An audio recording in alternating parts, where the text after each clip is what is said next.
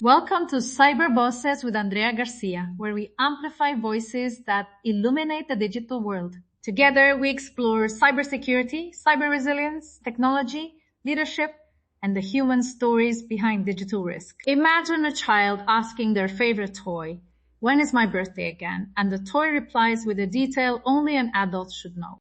It feels like a small, uncanny moment, but it points to a bigger issue. What those devices learn about our children and who has access to that information.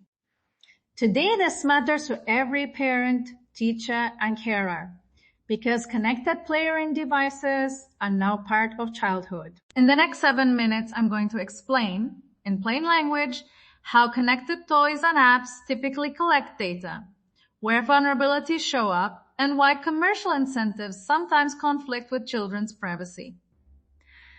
I'll share real examples. A voice assistant that records more than intended, a toy camera protected by a weak password, and an app with opaque privacy choices.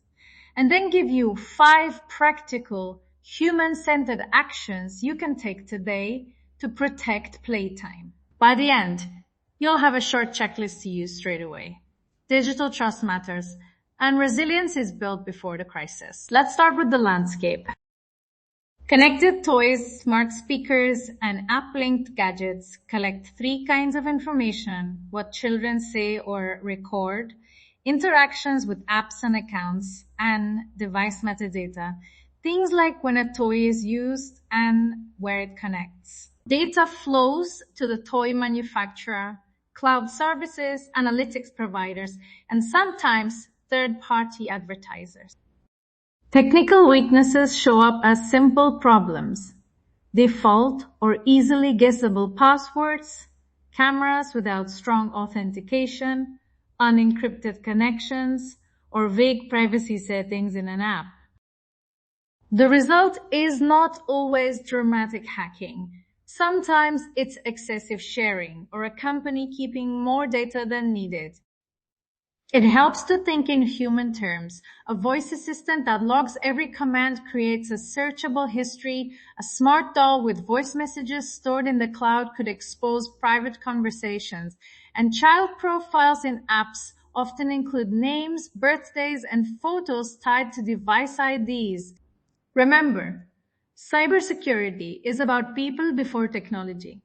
Ask yourself, who needs this data to give the child value and who doesn't? Now, some short, real-world stories so the risks feel practical, not theoretical. A parent discovered their child's toy camera was viewable by other users because the camera had a default PIN that hadn't been changed.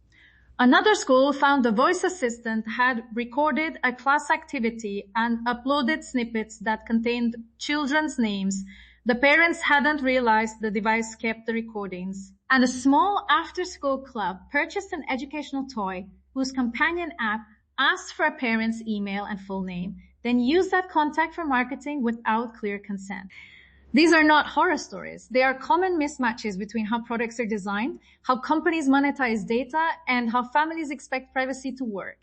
The good news is that small, practical choices reduce risk dramatically.